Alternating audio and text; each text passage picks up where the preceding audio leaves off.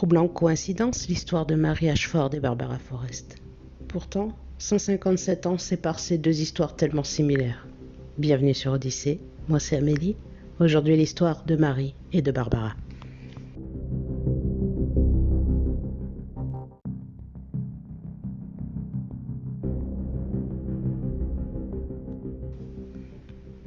Nous sommes le lundi 26 mai 1817. Mary Ashford, une jeune femme de 20 ans, se rend chez son amie Anna Cox afin de se préparer pour se rendre au bal de la Pentecôte, dans le secteur d'Errington en Angleterre.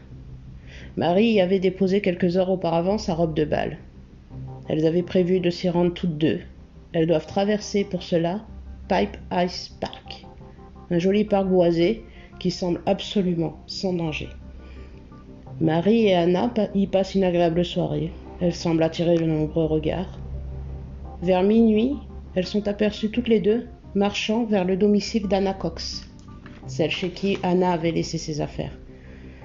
Mary Ashford, au bras d'un dénommé, retenez bien ce nom, il est important, Abraham Thornton, et Anna Cox, auprès de Benjamin Carter. Selon Anna, leurs chemins se séparent.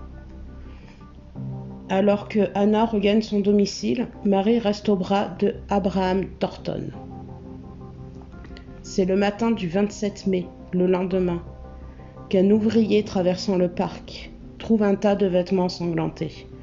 Curieux, il suit les traces. Il est 6 heures du matin.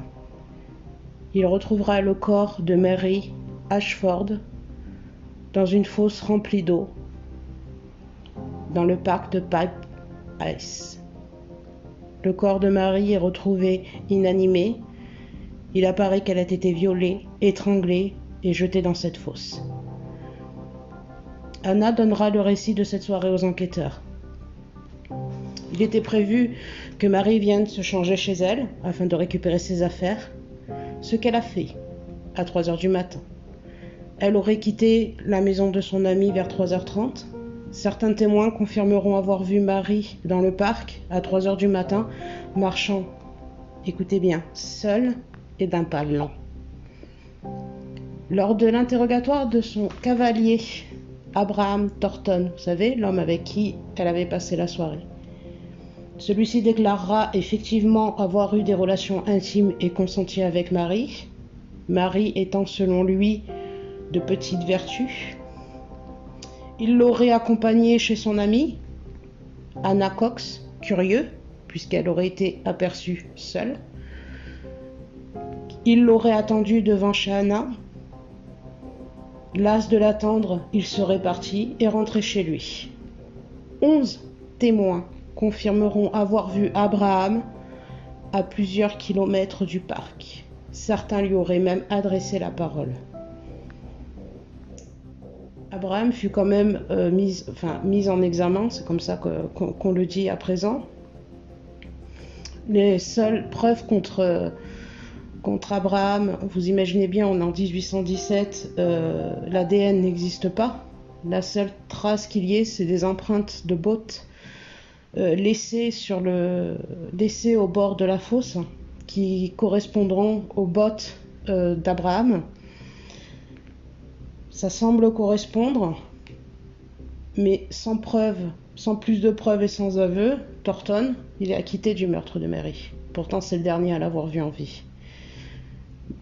Il faut bien comprendre une chose, c'est que les jurys considéreront que Mary n'aurait pas dû sortir seule. C'est de sa faute si elle a été violée et tuée. Du reste, l'épitaphe que vous trouverez sur sa tombe en dit long sur les conditions féminines de l'époque. Je vous lis ce qui est écrit sur la tombe de Mary. Cette pierre marque la tombe de Mary Ashford, qui dans la 20e année de son âge, ayant imprudemment rejoint un lieu d'amusement sans protection adéquate, a été violée et assassinée le 27 mai 1817. Concernant Abraham Thornton, une fois acquitté, le frère de Mary a bien essayé de le faire condamner, mais ayant refusé de combattre. À l'époque, on pouvait combattre comment dire, l'accusé, et s'il perdait, il était condamné à mort. Par contre, si l'accusé gagnait, il était libéré. Le frère de Mary ayant refusé ce combat, Abraham fut complètement innocenté. Par contre, il changea de nom et migra aux États-Unis. On n'a plus de nouvelles de Thornton depuis là. C'est 157 ans plus tard, écoutez bien la date, le lundi 26 mai 1974, que fut retrouvé le corps de Barbara Forrest, alors âgée de 20 ans, violée et assassinée dans le parc de Pipe Ice, le même parc où fut retrouvée 157 ans plus tôt Mary Ashford. Et elle n'a pas été retrouvée n'importe où, elle a été retrouvée à 300 mètres de cette fameuse fosse. Écoutez bien, Barbara s'était rendue chez une de ses amies afin de se préparer toutes les deux pour rejoindre leurs petits amis et ainsi participer au bal de la Pentecôte. Exactement le même scénario que pour Mary Ashford. Le corps de Barbara a été retrouvé gisant dans les hautes herbes, à 300 mètres de la fosse où fut retrouvée Mary 157 ans plus tôt. Le petit ami de Barbara déclarera l'avoir déposée à un abribus afin qu'elle puisse prendre le bus et rentrer chez elle, ce qui fut confirmé par de nombreux témoins. Le petit ami n'y étant pour rien. Petit aparté, ce que je trouve curieux, c'est que ce petit ami dépose Barbara, pourquoi ne pas la raccompagner directement chez elle? Bon. Cependant, ça c'est important, un homme fut identifié comme étant le dernier à avoir vu Barbara en vie.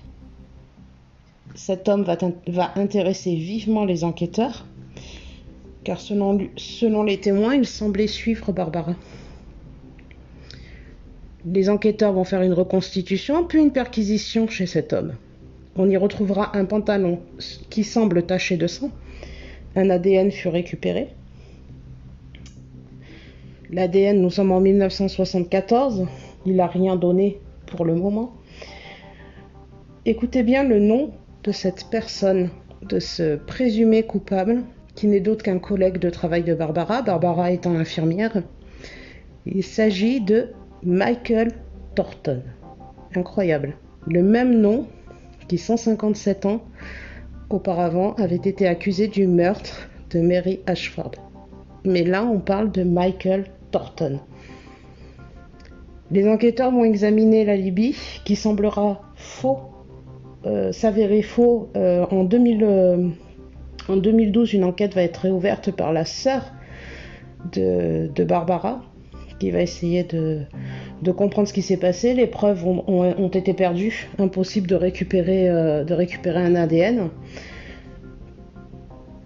Thornton, Michael pour le coup, fut acquitté, faute de preuves, pas assez de preuves. C'est quand même incroyable, à 157 ans d'écart, les similarités de ces deux crimes. On va faire le point. Deux jeunes femmes assassinées de la même manière un lundi 26 mai. Dans mes recherches, j'ai lu que les deux étaient tombés un lundi de Pentecôte. Non, c'est faux. Le lundi de Pentecôte, effectivement, c'est pour le meurtre de Mary. Pour le meurtre de Barbara, le lundi de Pentecôte tombait une semaine après. Mais ils avaient prévu de faire un bal plus en avance. Donc c'est peut-être pour ça qu'on trouve ce type d'arguments. Mais en tout cas, une chose est sûre, c'est qu'elles sont décédées toutes les deux un lundi 26 mai, dans la nuit du 26 mai, découvertes le 27, dans le même parc, à 300 mètres l'une de l'autre. Les principaux suspects portent exactement le même nom, Thornton, et tous les deux vont être acquittés des meurtres pour manque de preuves. Le plus étrange encore, c'est que les deux jeunes femmes ont fait des remarques prophétiques.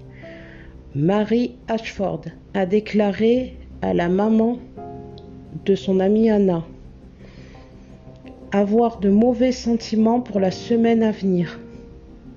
Elle le sentait pas. Elle sentait pas cette semaine. Et pour cause, elle fut assassinée durant cette semaine. Quant à Barbara, elle aurait déclaré à ses collègues de travail: ce sera mon moi malchanceux. Je le sais, ne me demandez pas pourquoi. Comme si elle sentait que ce mois-là, ça allait pas le faire, et pour cause, elle est décédée le 26 mai. Ce qui est incroyable, c'est ces similarités. Je pense que... dites-moi un peu ce que vous en pensez. Est-ce la réincarnation de Marie dans le corps de Barbara? Est-ce la réincarnation des deux, de Marie et de Thornton, Thornton gardant le même nom? Est-ce un phénomène karmique? L'histoire se répétera-t-elle jusqu'à ce que l'âme de Thornton soit punie? Point d'interrogation. Dites-moi ce que vous en pensez dans les commentaires. Voilà, j'ai trouvé cette histoire assez particulière et qui a le mérite d'être soulignée. Il y a beaucoup de similarités entre les deux. J'ai aussi trouvé qu'apparemment elles seraient nées, donc Marie et Barbara, à la même date.